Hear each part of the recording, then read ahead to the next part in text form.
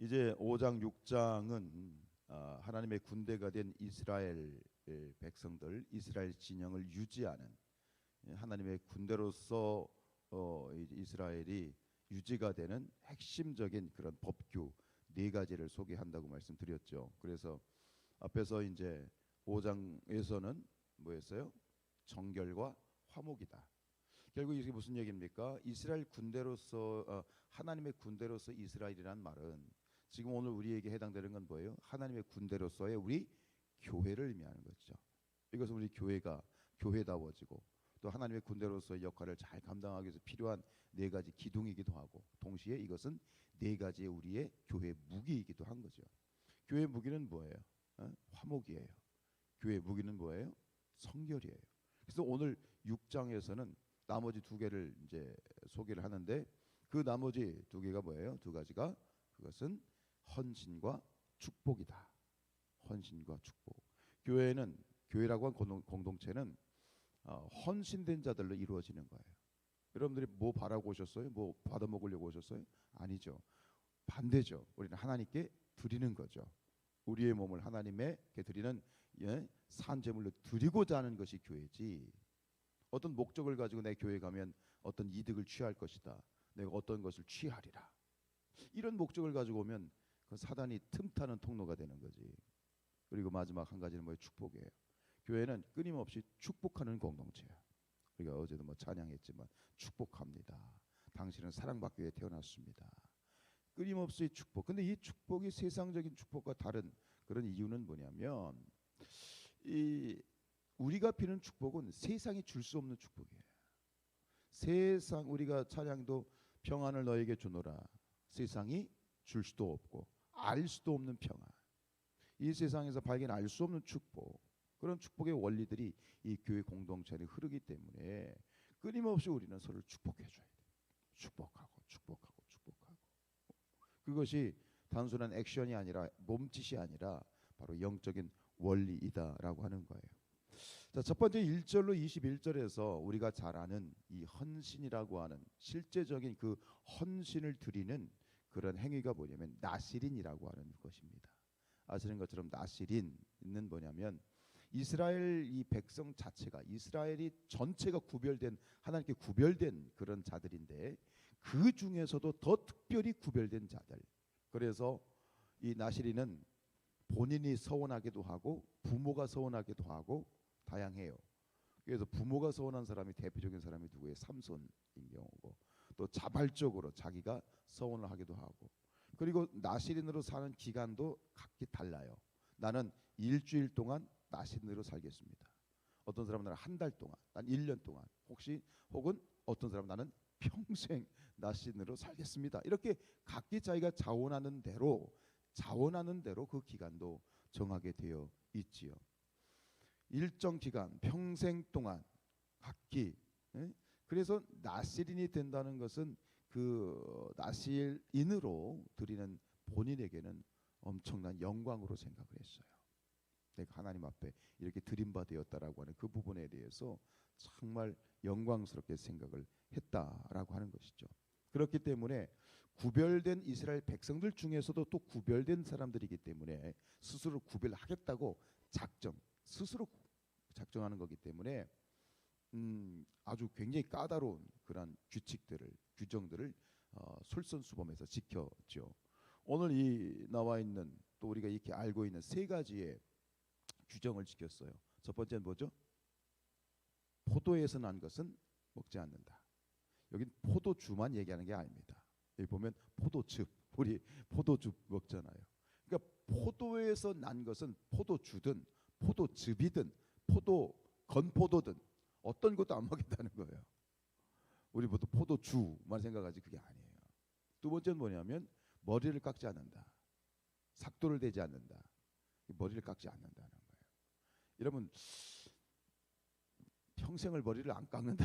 평생을 나실인으로 살겠다 그러면 평생 머리 안 깎으면 도대체 어떻게 될까요? 세 번째는 뭐죠? 부정한 것, 시체는 절대 접촉하지 않는다. 이런 어떤 오늘 이 나실인을 보면서 여기서 우리가 구별된 자로서 하나님 앞에 우리가 그리스도인들이 하나님 앞에 구별된 자로서의 살아가는 자세를 여기서 분명히 배워야 돼요. 정신을 배워야 돼. 구체적인 방법도 중요하지만 그 안에 담겨 있는 그 중심과 정신을 우리가 배우는 게 굉장히 중요한 것이죠. 스스로 자원하였기 때문에 당연히 내 뜻이 내 의지가 아니라 온전히 하나님의 뜻대로만 살겠습니다. 이게 가장 기본적인 정신이죠. 나의 원대로 마옵시고 아버지의 원대로 하옵소서. 철저히 구별된 것. 이제 구별되었다는 것. 이것이 바로 이런 거예요. 내 뜻이 아니라 하나님의 뜻대로 살겠습니다. 오늘 우리 하루의 삶이 그런 삶이 되시길 축복합니다.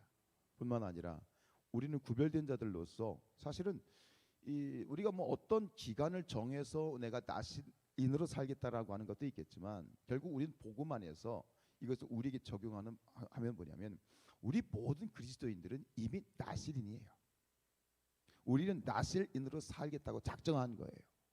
우리의 세례를 받고 예수 그리스도의 이름으로 내가 살겠습니다. 그리스도인으로 살겠습니다 라고 얘기하고 선포한 것은 결국은 나는 영적인 나실인입니다. 그렇게 살겠습니다. 여러분 우리는 영적인 나실인입니다. 구별된 삶을 살아야 되겠지요. 그것이 뭐예요? 내 원대로 마옵시고 아버지의 원대로 하겠습니다. 이게 나실인의 삶인데 첫 번째로 포도주뿐만 아니라 포도에서 난 모든 걸 안 먹는다 그랬어요. 여기 지금 3절에 보세요. 포도주와 독주를 멀리하며 포도주로 된 초나 이게 감식초 같은 거 감식초인데 이건 감식초가 아니라 포도식초 보세요. 그다음에 포도즙도 마시지 말며 생포도나 건포도도 먹지 않아. 이게 굉장히 중요한 거예요. 이게 포도라는 게 뭐냐면 포도는 쾌락을 의미합니다. 세상의 기쁨을 말하는 거죠. 세상의 기쁨을 멀리하겠다는 거예요. 세상의 기쁨을 멀리하겠다는 것은 반대로 뭐예요? 하나님이 나의 기쁨이십니다. 하나님을 나의 모든 기쁨으로 전부로 내가 여기고 살겠습니다. 그래서 나의 자랑이 뭐냐? 사도 바울은 자기의 자랑이 뭐였어요? 바울의 자랑은 내가 날마다 죽노라. 이것이 나의 자랑이라고 했어요.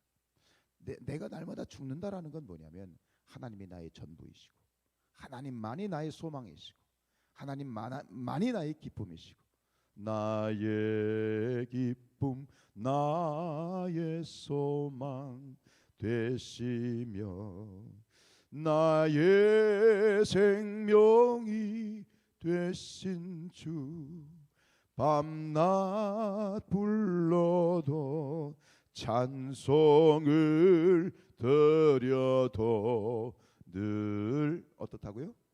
아쉽다는 거야. 그렇게 살아도 아쉽다는 거야. 늘 하나님을 아쉬워하는 마음. 이게 포도에 대한 규명이지요. 두 번째로 머리를 깎지 않는다라는 건 뭘까요? 머리를 안 깎는다. 고린도전서 11장 14절에 보면 이런 말씀이 있어요. 너희가 머리를 깎지 않으면 너희에게 수치가 되지 않겠느냐라고 하는 거예요. 우리가 지나가다가 요즘은 뭐 워낙 자유롭긴 하지만 남자가 말이에요. 머리를 아주 길게 길렀어요. 그럼 지나가다가 다시 한번 쳐다보게 되죠. 그게 멋스럽기도 하지만 왠지 어색한 거죠. 이게 고린도전서 11장 14절은 남자들이 머리가 길면 그 수치가 된다고 얘기를 했어요. 결국은 머리를 안 깎는다라고 하는 건 어떤 의미가 있냐면 세상적인 시각, 세상적인 평가, 사람들이 나를 어떻게 보느냐에 신경을 안 쓰겠다는 거예요. 그럼 반대로 그럼 누구의 평가가 중요한 거예요? 하나님이 나를 어떻게 보시느냐. 하나님의 평가에 내 모든 걸 맡기겠다는 거예요. 이게 사도 바울이 고백한 게 뭐예요? 이제 내가 사람들에게 좋게 하랴 하나님께 좋게 하랴 사람들에게 기쁨을 구하랴 내가 지금까지 사람들의 기쁨을 구하였다면 그리스도의 종이 아니니라. 우리는 사람들을 굉장히 의식하잖아요.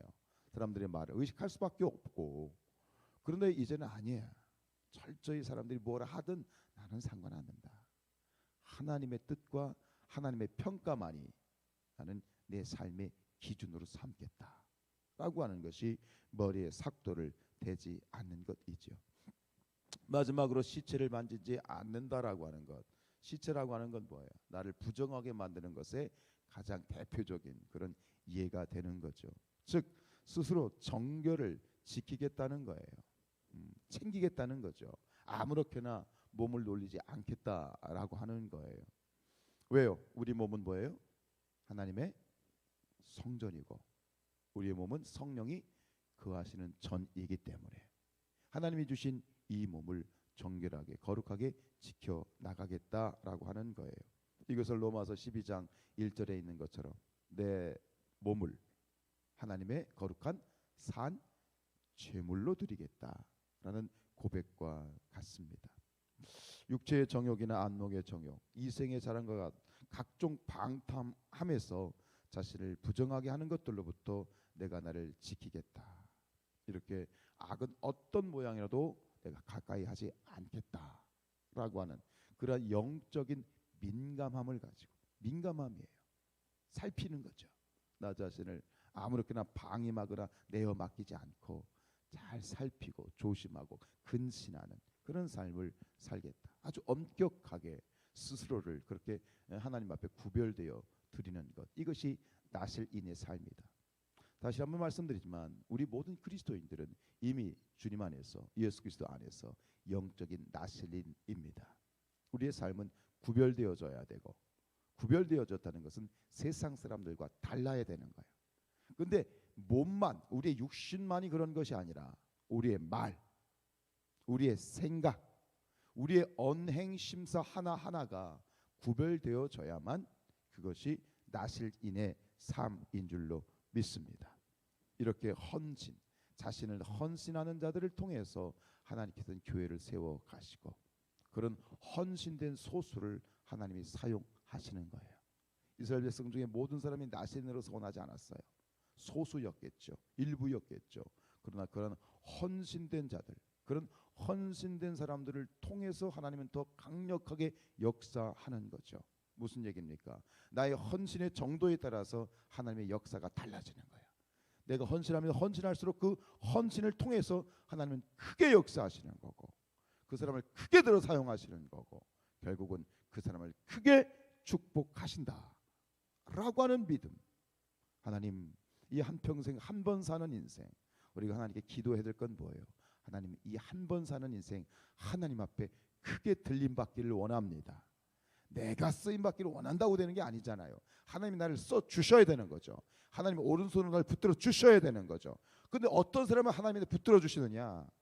나를 내어드리는 사람, 헌신하는 사람, 기꺼이 하나님을 위해서 이 한 목숨 드리는 사람, 그 사람을 하나님이 들어 사용하실 수밖에 없는 것이다. 그것이 나실인이다. 우리 사랑하는 성산의 나실인들이여, 우리가 하나님 앞에 쓰임받는 정말 헌신된 그런 주의 종들로 사시기를 주님의 이름으로 축원드립니다.